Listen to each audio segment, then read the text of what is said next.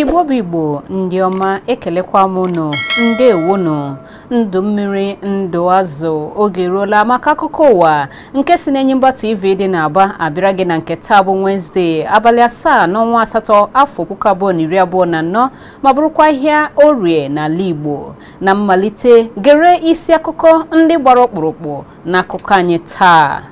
Ndị na-azụ ahịa n'ahịa Ekeọha Shopping Center dị n'Aba emeela njegharị gaa ụlọ nzukọ steeti Abia n'ihi atụmatụ ịkwatu nakwa ịrụzigharị ahịa ahụ nke gọọmenti ji n'aka. Njikọ otu ọtawa ike steeti Abia ekpopụla ndị arịrịọ niile nọ na njikọ ụzọ bata dị n'Aba. Ndị isi nchekwa nakwa onye IGP ndị uwe ojii aṅụọla iyi ichebe ọchịchị ọha karasị dịka a na-eme njegharị kwụsị ọchịchị ọjọọ n'ala Naịjirịa. Akụkọ ndị a na ndị ọzọ ka m ga-ewetara gị n'aka ngwa ngwa. Ọkọ akụkọ bụ m Ezinne Mmadụ. Ụlọ nzukọ omeiwu steeti Abia anabatala ihe ndekọ nke otu kọmitii ụlọ nzukọ ahụ n'ime njem n'ihe gbasara ịdọba ụgbọala trọk nakwa nnukwu ụgbọala ndị ọzọ n'akụkụ okporo ụzọ nke na-atakasị anya ugbu a. N'oge ọ na-eche ihe ndekọ ahụ n'ihu ụlọ nzukọ n'oge ọnọnọ ha, onye isi oche nke otu kọmitii ahụ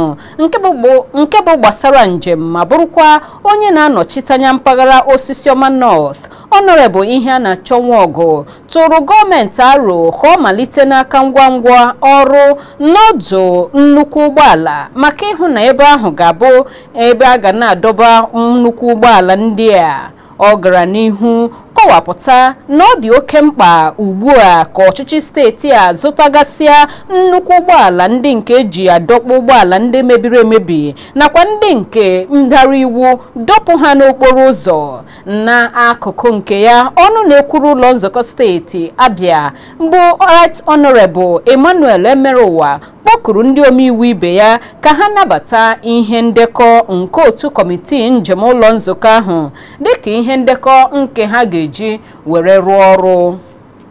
Gọvanọ steeti Abia bụ Dọkịta Alex Oti ezigarala ụlọ nzukọ omeiwu steeti Abia aha ndị kọmishọna ọhụrụ maka nnyocha. N'akwụkwọ ozi nke agụpụtara n'oge ọnọnọ nke ụlọ nzukọ ahụ site n'ọnụ onye nkwuchite ọnụ ha bụ Right Honorable Emmanuel Emerowa, onye gọvanọ chọrọ ka enyocha ma kwado ndị kọmishọna ndị a bụkwanụ ndị nke ọ họpụtara. Na mkpebi ejiri otu olu were mee nke ụlọ nzukọ ndị a ahọpụtara ka akpọrọ oku maka inyocha ha taa bụ abalị 7 nke ọnwa Ọgọst afọ 2024 dịka ozi ahụ siri mee ka amata na ndị a họpụtara gụnyere Maazị David Kalu, Ụbọchị Goodluck Chinedu, Dọkịta Odoziakụ Queen Ijeọma Ahụwa, Ụwaọma Ụkandụ, Kingsley Chibueze Nwokeọcha nakwa Ọkammụta Ogbonnaya Uche. Nnyocha ahụ ka ahụrụ na ọ malitere n'elekere 10 nke ụtụtụ n'ogige ụlọ nzukọ. Ndị na-azụ ahịa na nnukwu ahịa ama dịka Ekeọha Shopping Center dị n'Aba emeela njem n'ụzọ udo gaa n'ihu ụlọ nzukọ omeiwu steeti Abia nke dị n'isi obodo bụ Ụmụahịa iji kwupụta mgbarụ ihu ha n'ihe nke ha kpọrọ ịgba onyeụpa n'otu esi eme ihe n'ahịa ahụ na atụmatụ nke ịrụzigharị nakwa ịkwatu ahịa ahụ site n'aka ụlọ ọrụ na-ahụ maka azụmahịa nakwa ụlọ ọrụ nke gọvanọ Dọkịta Alex Oti nwe bụkwanụ nke a kọwara na ọ ga-amalite ọrụ n'ụbọchị Tọzdee izu ụka ọzọ. Ndị ahịa ahụ ndị ọnụọgụgụ ha rukwara 20 ka ahụrụ bụcha epekele dere ọtụtụ ihe na ha ndị nke dịka nkwatu na ịrụzigharị ahịa Ekeọha Aba ga-akpatara anyị ọnwụ. Gọọmenti steeti Abia kpọọ onye kọmishọna azụmahịa nakwa nwunye ihe oku ma dụọ ya ọdụ nakwa ihe ndị ọzọ. N'okwu ya n'aha ndị ahịa iwe juru obi, Chief Chris Uruakpa kwupụtara na ha edela ọtụtụ akwụkwọ ozi degara ụlọ nzukọ omeiwu nke na-enweghị nzaghachi ọbụla nke ha natara bụkwanụ nke kpalitere ha bịa ha jiri bịa ime njegharị megide ya bụ ọnọdụ nke ha nọ na ya bụkwanụ nke ha bịara n'ụzọ udo ma kwupụta ọchịchị obi ha nke na-ewute ewute. Na ndị ọzọkwa kwuru okwu n'oge ahụ gụnyere Prince Tochukwu Agụgụọ nakwa Obinna Aniero, ndị kọwara na ha echeela ọtụtụ ihe ịma aka ihu dịka emeghị ihe dịka esiri nwee nkwekọrịta ọkachasị n'ebe ọ metụtara gọọmenti nakwa mweda n'ala nke ndị ọrụ nchekwa na-eme ha, tinyekwara na ha anaghị ama ebe a na-eme ọgbakọ nke a na-ekwu okwu gbasara ahịa ahụ nakwa ịkpọ ha oku mgbe ọbụla eyiri gbasara ọgbakọ ndị ahụ. Na nzaghachi, osote ọnụ na-ekwuru ụlọ nzukọ steeti Abia Right Honorable Austin Okezie mere gịnị nke onye na-anọchite anya mpaghara Aba Central bụ Honorable Uche onye Stephen Akachukwu nọchiri anya ya kelere ndị ahịa ahụ maka ịkpa agwa dịka ndị mkpa n'ime njegharị ahụ n'ụzọ udo. Otu Ọtawike jikọtara ọnụ nke steeti Abia ekpopụla ndị arịrịọ nọ n'okporo ụzọ na njikọ ụzọ bata bụkwanụ okporo awara awara nke a na-esi Aba gawa Owerri dị n'Aba. Nke a bụ dịka ozi nke sitere na ngalaba mgbasa ozi nke otu Ọtawike ahụ zipụrụ mere ka mara. Ndị otu a si na Aba South nke onye isi ha bụ Uchechukwu Nwaọgụ kpọpụrụ ndị a niile dara ụkọ n'ogige ahụ. Ndị niile a ekpopụrụ gụnyere ndị na-abụghị ụmụafọ Naịjirịa bụkwanụ ndị enyefere ụlọ ọrụ na-ahụ maka ọpụpụ na mbata n'ala Naịjirịa bụ immigration n'aka, ebe ndị bụ ụmụafọ obodo a ka akpọlagara ime obodo ha dịgasị iche iche ma nyefee ha n'aka ndị ndu nke ime obodo ha, ebe ndị nke fọrọ afọ ka akpọgara ogige ntute nakwa ịgbanwe agwa mmadụ. Onye kọpral ndị uwe ojii a chụrụ achụ n'ọrụ, onye aha ya bụ Henry Njoko na steeti Abia, ekwuola na ikpe amaghị ya n'ikpe nke igbu ọchụ nke gọọmenti nwere megide ya n'ụlọ ikpe. Enyimba TV webatara akụkọ na-ekwu na eboro Kọpral Njoko na mbụ ebubo nke igbu otu nwa afọ Ebiriba bụ Emmanuel Okocha na nso njikọ ụzọ MCC n'okporo ụzọ sitere Aba gawa Owerri na-abụkwa n'okporo ụzọ na-ekwo ekwo n'oge akwụsị enyocha ha nke ya na ndị ọrụ ibe ya nọ n'oge ahụ. Ikpe a na-ekpe onye uwe ojii a ka a kwụsịtụrụ n'ihi na o nweghịla ike ịkpọta onye ọkaiwu nke ga-ekwuchite ọnụ ya n'oge mbụ ọ wụchara n'ụlọ ikpe, nke mere na onye ọkaikpe nke ji ikpe ahụ nyere iwu ka ọ nọrọ n'ụlọ mkpọrọ dị n'Aba maka ịnọ nso ruokwa mgbe ọ ga-awụcha n'ụlọ ikpe ọzọ dịka ọ bụ ebe dị nso ime nke ahụ. Mana mgbe a kpọlitere ikpe ya ọzọ maka nnụrụ n'ụlọ ikpe ukwu dị n'Aba na nke mbụ, onye uwe ojii a chụrụ achụ nọrọ n'ihu ụlọ ikpe kwuo na ikpe igbu ọchụ amaghị ya.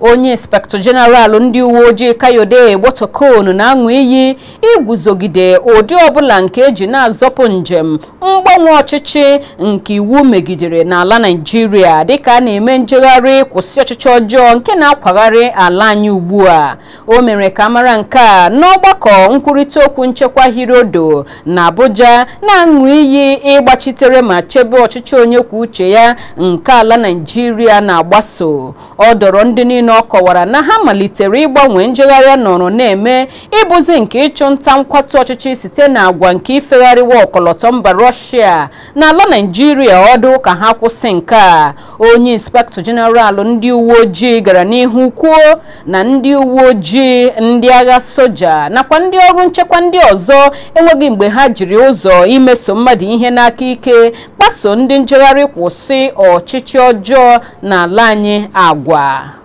Onye Chief of Army Staff Lieutenant General Taoreed Lagbaja ekwuola na ndị agha soja ga-anọgide na-echebe ọchịchị ọha karasị nke ala Naịjirịa nakwa udo na ịdị n'otu. O kwupụtara nke a n'oge ndị isi nchekwa na-akparị ọbụbọ banyere nchekwa na Abuja, ebe ọ rịọrọ ndị ntorobịa megide ihe ọ kpọrọ nkwafu ọbara nke na-abaghị uru ọbụla. Nke a bụ echiche ndị isi nchekwa ndị ọzọ ndị dịka onye Chief of Defense Defense Staff General Christopher Musa, Chief of Air Staff Air Marshal Hassan Abubakar, nakwa onye Chief of Naval Staff Vice Admiral Emmanuel Ogala bụkwa ndị nke ọ kọwara na ha bụcha ndị bịara mkparịta ụka ahụ dịka puku ụmụ Naịjirịa anọgidela na-eme njegharị n'ihi iri elu ọjị nke usoro obibi ndụ, ebe ụfọdụ ndị malitekwara ifegharị ọkọlọtọ mba Russia na mpaghara ugwu na-akpọ oku ka ndị agha soja weghara ọchịchị.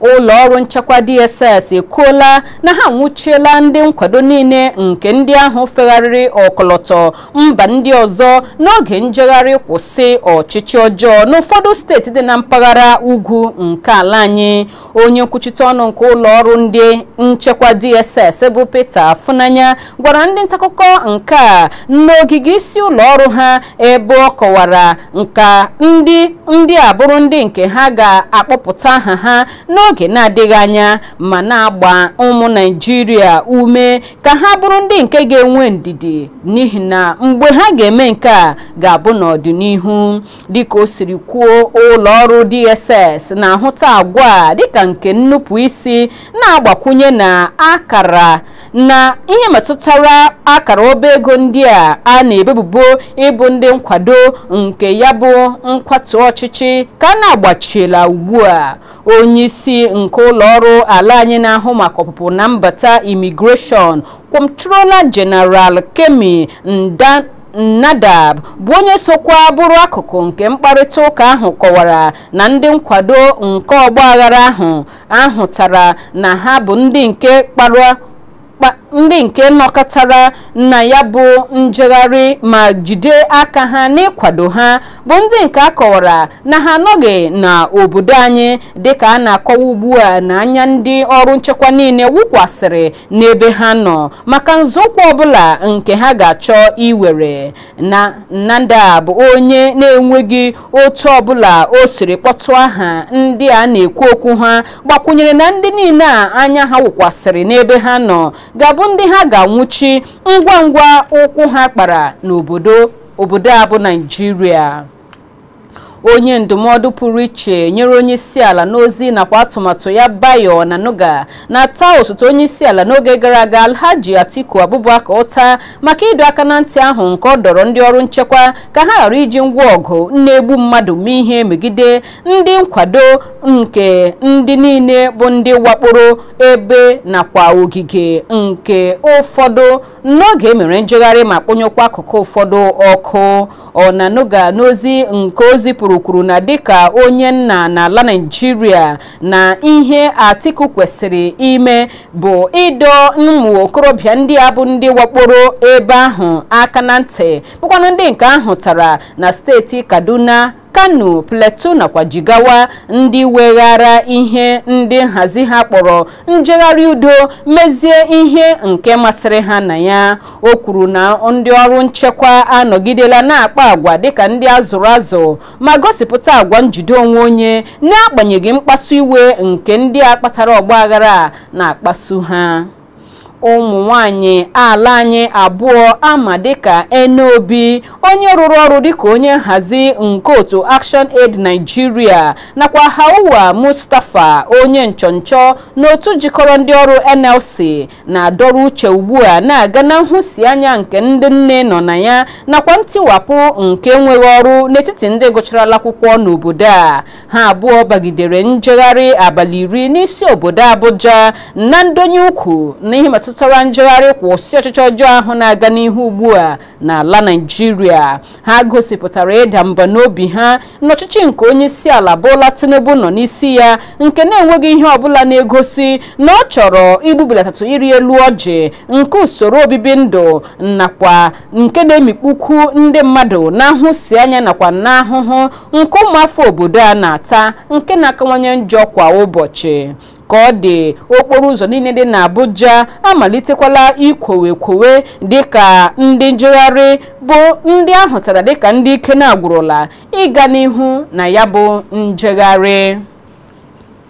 ụlọ ọrụ ndị uwe ojii amapụla ọkwa nwụchi nke ndị mbịarambịara chere na ha bụ ndị na-akwado ụdị njegharị ahụ nke a na-eme bụkwanụ nke na-akpọ oku maka mgbanwe ọchịchị. Nke a na-abịa dịka enwechara ọgbakọ nchekwa nke dịrị n'etiti onye kọmishọna ndị uwe ojii Salman Dogo nakwa onye gọvanọ steeti Kano bụ Abba Yusuf na steeti ahụ. O mesiri ike na ụlọ ọrụ ahụ na-arụsi ọrụ ike ma na-ewere nzọụkwụ ndị kwesịrị ekwesị iji hụ n'udo na ihe niile dịrị otu o kwesịrị na steeti ahụ. Na nzaghachi nke ọnọdụ a na-achọ ịgafe oke, gọvanọ Abba Yusuf kpọrọ nnọkọ ọdụrụkụọ ya na ndị isi nchekwa niile ka ọgbakọ ahụ gbasara. Onye gọvanọ mapụrụ ọkwa mgbetilatatu nke oge iwu onye apụla ezi na ọ ga-abụzi ugbu a site n'elekere 6 nke ụtụtụ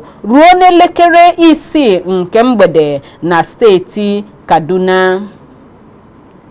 Aka na-achị steeti Kaduna Uba Sani agala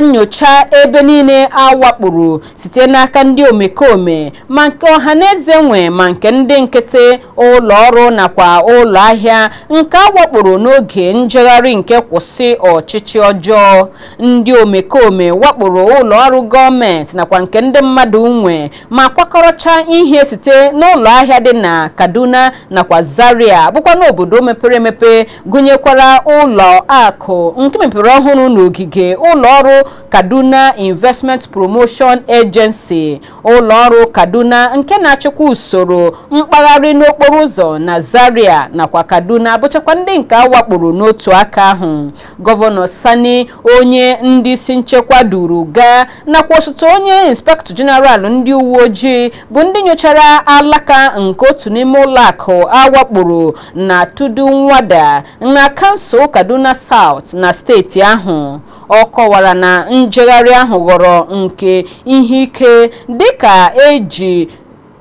eji ya na-egwu ndọrọndọrọ ọchịchị nke a chọrọ iji kpaghasịa ọchịchị nke dị ugbu a n'ala Naịjirịa.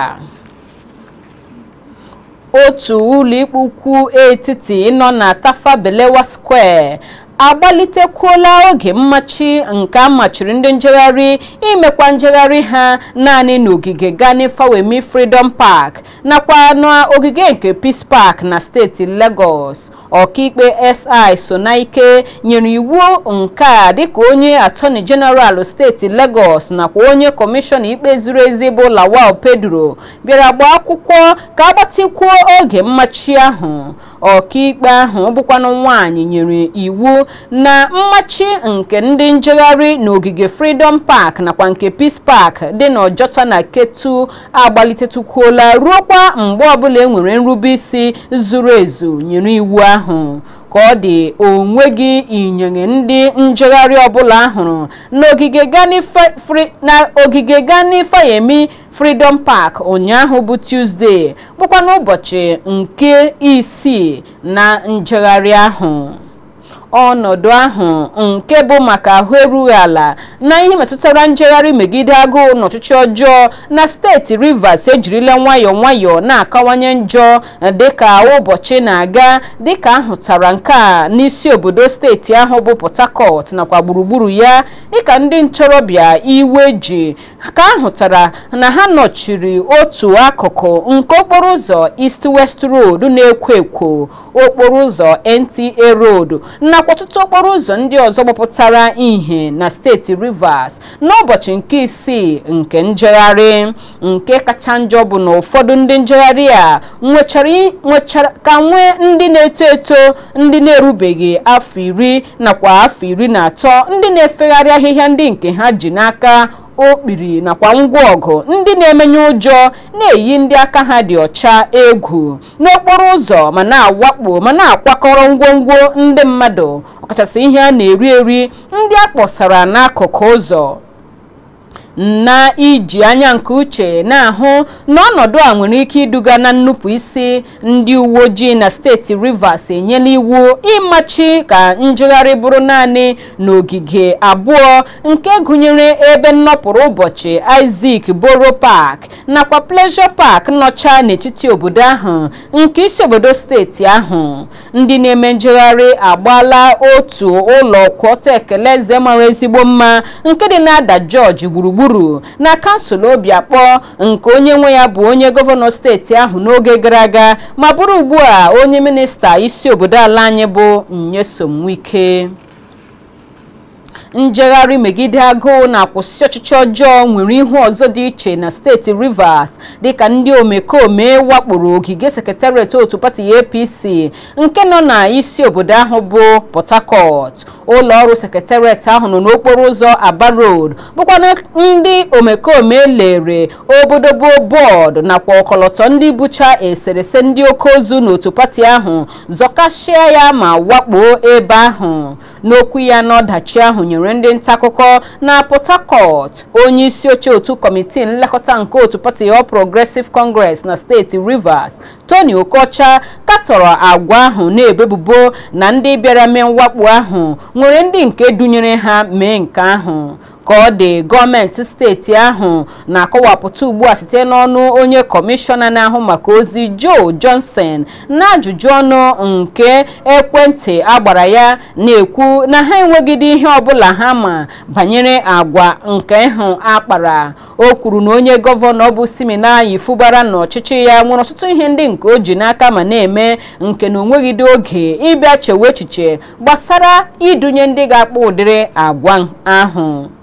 Onye omeiwu na-anọchite anya mpaghara Borno South Ali Ndume arịọla otu idu ndu nke otu pati All Progressive Congress mgbaghara na-emesikwa n'ike na ya ka kwukwere ihe ya kwuru mgbe ọ na-agwa ndị akụkọ okwu ka ọgbakọ idu ndu nke otu pati ahụ hirodo na Abuja gbasara. Ndume kwupụtara na ya emetaghị ya n'ihi na o sighị n'ebe o kwesịrị isi kwupụta iwe ya mee nke ahụ, ya bụ ịgwa ndị ndu nke otu pati ahụ ihe bụ iwe ya. Onye omeiwu ahụ kwuru na ọnụ mmiri okwu ya bụ n'ihi nhụsianya nke ala Naịjirịa nọ na ya. N'akụkụ nke ya, Abdullahi Ganduje, nnukwu onye isi oche nke otu pati APC, kwuru na afọ juru otu pati ahụ n'ihi arịrịọ nke Ndume na-arịọla, ebe ọ kọwara na nghọtahie ahụ dapụtaranụ bụ okwu nke na-adịkarị n'ezinụlọ. Ọ ka bụkwa n'oge akụkọ ụwa nke si n'Enyimba TV abịara gị ka ị na-ege. Akụkọ ndị ọzọ nke m ji n'aka ga-abịara gị ngwa ngwa m lọtaghachiri n'ọsọ ike. Ana m abịa.